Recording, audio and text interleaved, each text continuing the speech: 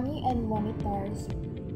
Ang pagbagsak ng Lehman Brothers noong 2008 ay nagmarka ng katapusan ng isang kapansin-pansin na unlad na panahon para sa sektor pinansyal ng mundo. The role of money in an economy. Ang papel ng pera sa isang ekonomiya.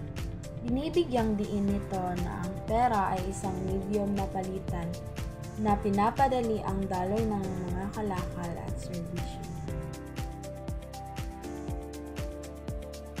Ang chart desire, product flow, ay naglalarawan ng palitan ng mga produkto sa pamamagitan ng tatlong individual na may label na 1A, 2B, 1C.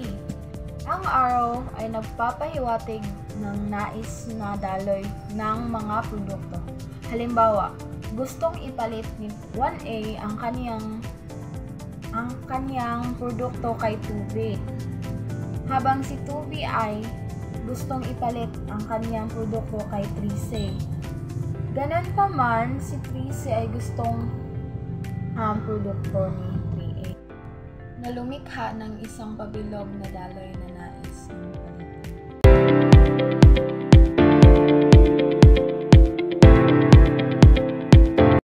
So good day everyone, I am Kate Ortega and I will be reporting about the monetary development, the measures of money supply, and the money velocity in income.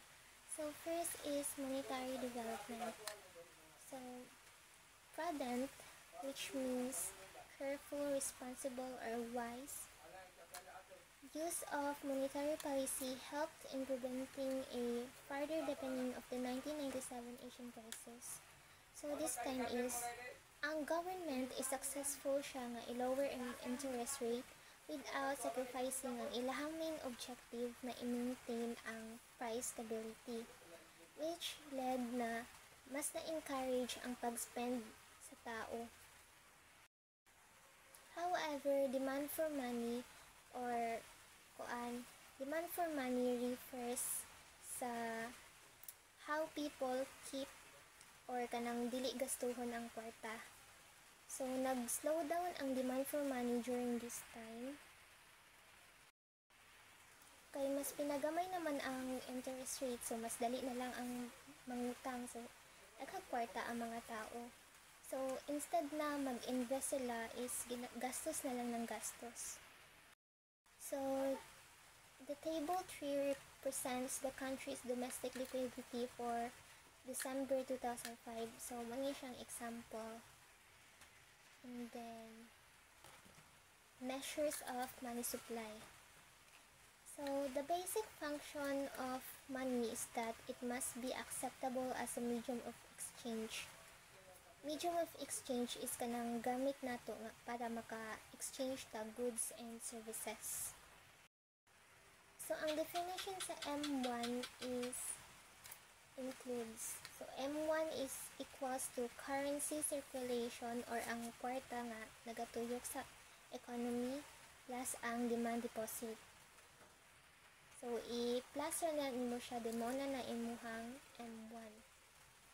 And then, the second one is how to get the M2 or the second money.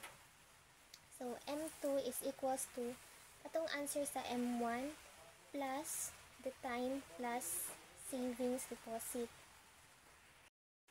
So, the third measure of money is called total liquidator or the M3. This includes M2 plus deposit, substitute. Then, nagakonsist na siya of debt papers or securities issued by banks but are not deposits.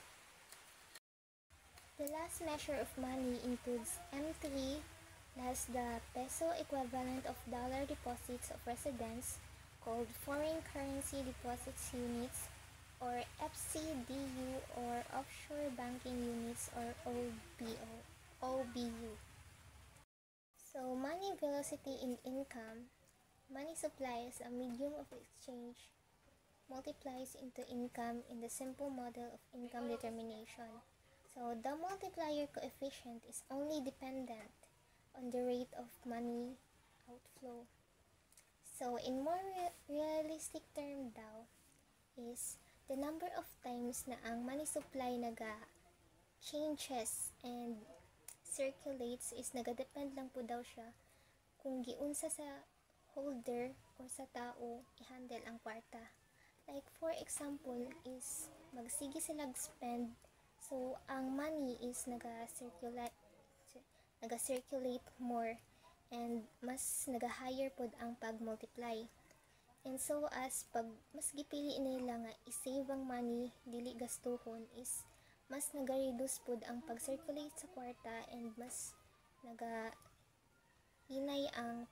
mas nagagamay ang pag-multiply. The two main determinants embody the wider concept of the multiplier process, called the money velocity. Multiplying this coefficient by money supply yields income as follows. So, mo ni siya ang formula para makuha nimo ang money velocity. So, ang kanina equation is nag-embody niya siya sa quantity theory of money, which implies na ang same level of money supply is decrease ang income due lang pod sa increase sa money velocity.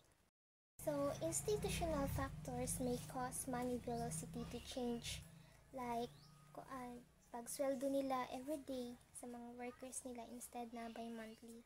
So, kanilang buhaton is para magasto dayon sa mga employees or workers ang kwarta, and then mag-circulate dayon ni siya ang kwarta sa economy. Thus, the same level of money supply could generate more income because of higher velocity or money turnover. And that's all for my report. Thank you.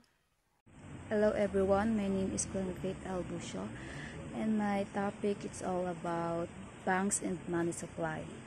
The fractional reserve system. Banks are supposed to be conduits of funds linking investors, borrowers to the sources.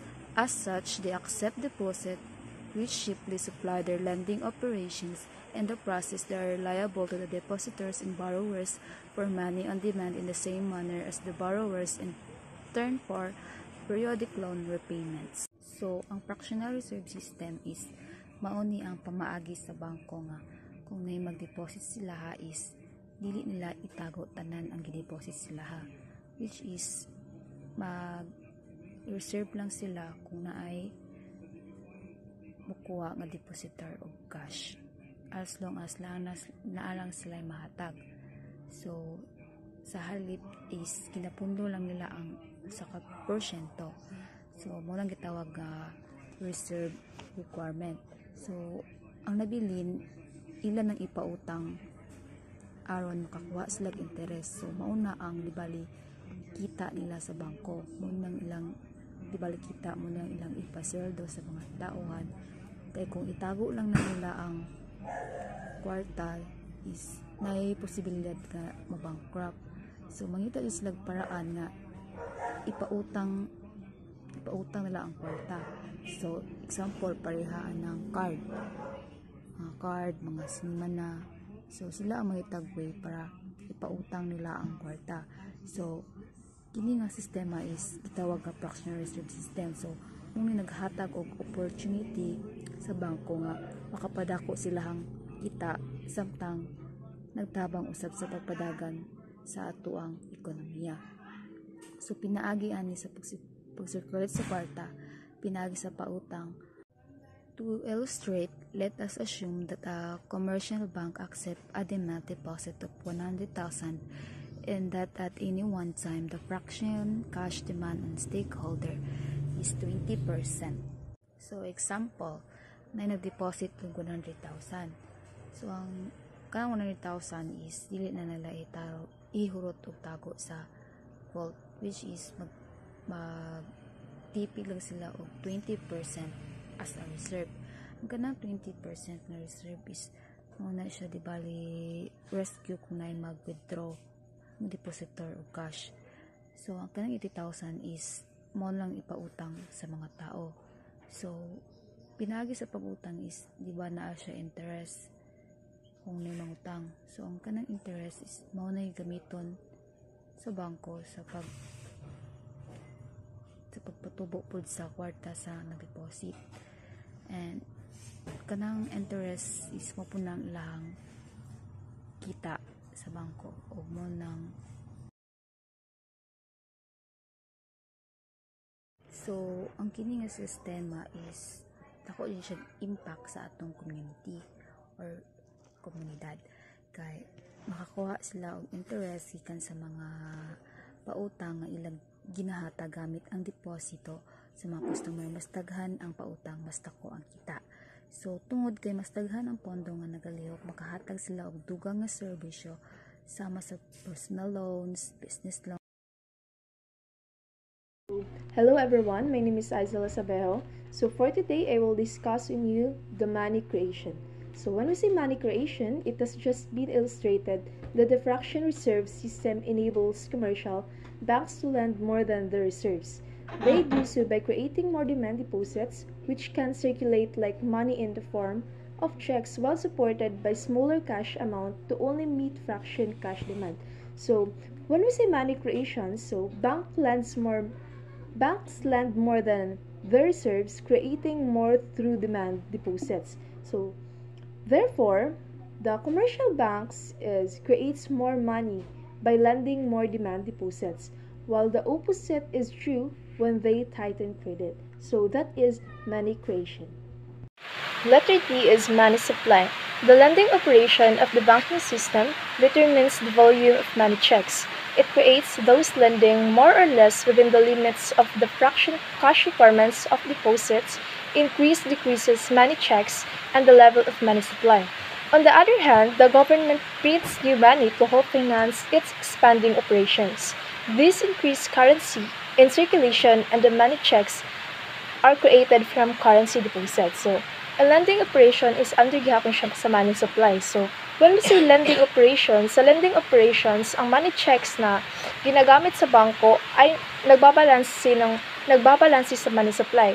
Kung ito ba ay tumataas or bumababa. So, that is lending operations. So, sa prints ni money, kini is gatabang siya sa pagtaas sa palitan ng dollar o ang mga money checks ginabuhat gikan sa currency deposits. So, kung baga, ang pag-imprinta ng bagong pera ay nakakatulong sa sirkulasyon ng pera at nagdadagdag sa supply ng pera. So, that is prints new money. So, furthermore, foreign currency inflows, mostly dollars, are sold to the central bank for peso through commercial banks based on the fixed exchange rate prescribed by the former. In turn, the peso currency inflows increase while the opposite is true with the foreign currency outflows. So, when we say foreign currency, ito ay binibenta ng bangko kapalit ng peso. At ang pasok-labas ng pera ay nakaka-apekto sa money supply sa bangko. So, that is foreign currency. So, taxes also changed the level of money supply as leakages from the circular flow. So, taxes are foregone consumption and savings which could otherwise be part of currency in circulation and reserve, which enable banks to create supply, while the opposite is true with decrease in tax revenue. So, when we say taxes, ito ay ginagamit ng mga nasa gobyerno sa pagpa-fund ng infrastructure. So, the circulation of taxes ay nakakapagbago sa money supply. So, that is taxes. However, taxes do not become leakages at all if flowed back to circulation in the form of government spending. In the additional, the unspent portion of the budget surplus is only decreases money supply when kept in the national. So that is the money supply. Thank you. Good day everyone, my name is Johanna E. Adin and my topic is all about money and central bank. Functions of the central bank. It is the responsibility of the central bank to administer the monetary, banking, and credit system of the Republic as embodied in Section 2 Articles of the Amended Republic Act 265. This responsibility is exercised to achieve monetary objectives in consonance with the overall economic policies of the government. So, in simple terms, the central bank is like the financial manager of the country. They make sure that money, banks, and loans are all working properly to help our economy grow. They follow the rules set out in the law to make sure everything runs smoothly and helps the country's economy to thrive. The objectives are as follows. First, to maintain internal and external monetary stability in the Philippines and to preserve the international value of the peso and its convertibility to other freely convertible currencies. So, the first objective is to keep the value of the country's currency stable both within the country and in relation to other currencies around the world. This help ensures that the peso can be easily exchanged for other currencies. Second objectives to foster monetary, credit, and exchange conditions conducive to a balanced and sustainable growth of the economy. So the second objective is to create favorable conditions for the economy to grow steadily and in a balanced way by managing the supply of money, credit, and exchange rates. So the central bank wants to make sure that the value of the peso remains steady and the economy can grow smoothly. That these objectives is important for businesses and individuals because it helps maintain a stable financial environment, making it easier to plan for the future and conduct transactions both locally and internationally. The central bank regulates the magnitude and the movement of funds from sources to users. Any institution whose business is borrowing and lending and serving direct or indirect intermediation between sources and the users comes under jurisdiction. At the core of the system are the banks, since the other lines of intermediation are tangent to them, as deposit centers with money creating prerogatives.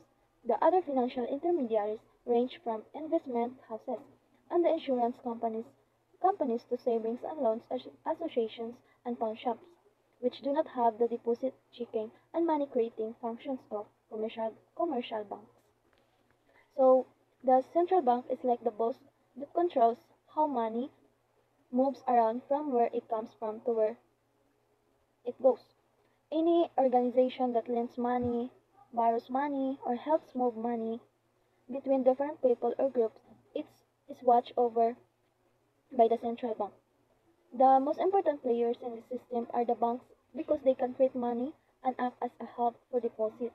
Other financial companies, savings and loans associations, and pawn shops also play a role in moving money around, but they don't have all the same powers as banks, like creating money or offering checking accounts. The confidence of money. The central bank is the only authorized government entity to print money and is responsible for the proper administration of the monetary, banking, and credit system of the republic to achieve monetary stability and create conditions conducive to economic development. As such, it preserves the confidence of the people on money as a thing of value and essential institution of economic system. Once the trust is broken, money ceases to function as it should be. So, the central bank is the only organization allowed to create money in a country. Its main job is to make sure that the money system works smoothly and helps the economy grow. When people trust the money that the central bank makes, they use it for buying and selling things, and it helps the economy run smoothly. But if people stop trusting the money, it can cause problems for the economy because money won't work the way it's supposed to. So the central bank plays a crucial role in keeping people's confidence in money and making sure it functions properly in the economy. So here we have one question. What are some instances of monetary mismanagement by monetary authorities that can cause people to lose confidence on money, and what are the probable effects? So to answer that question, we have here two examples. First is the unrestrained growth in money supply, which causes overinflation and distorts investments, production, and employment. In this case, money tends to lose value and people prefer to tie up money with rapidly appreciating but non-productive assets in real forms like jewelry and ideal lands. Holding on instead even to interest earning, money simply allows inflation to erode its value. As a result, less money is made available for its investment, production, and employment to acquire non-productive assets. Thus, less production supports consumption spending. So in this example, we are talking about situation where there is too much money being printed, which leads to a lot of inflation. So this inflation causes problems with investment, production, and employment. When there is too much money in the economy, the value of money goes down.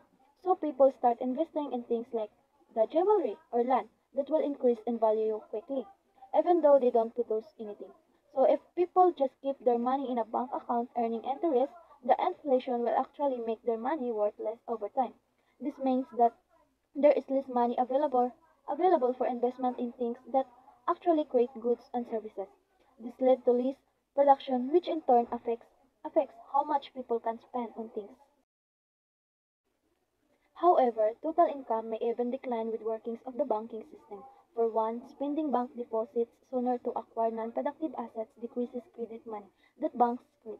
On the other hand, the preference for non-productive assets may decrease investment demand and likewise limit credit. In both cases, the levels of money supply, income, and product demand drop to further curb production and employment. So it's the explanation here, the banking system can affect total income. It mentions that if banks spend their deposits on things that don't help the economy grow, it can actually decrease the amount of money available for lending. This means that there is less money circulating in the economy, which can lead to lower income levels. And people and if people are more interested in investing in things that don't create jobs or boost the economy, it can also limit the amount of money available for lending. This may result in less money being spent on goods and services, which can then lead to a decrease in production and employment. Overall, the highlight of this information is about how the decision made by banks and investors can impact the overall economy. For example number 2, the pervasive and unchecked circulation of fake money. Likewise, money loses value and may even be an exemption than a role as a medium of exchange. As such, the economy may resort instead to a system where the medium of exchange is in real form, like products and contribution to production. In addition, the dollar currency may even be used directly as another medium of exchange. However, the process of shifting to the alternative system may cause serious dislocations to production and employment, and the system itself may hinder the free flow of the economic activities and products. Considering that money is a liquid instrument of exchange, the possibility of resorting to this system is not remote once people lose confidence in money.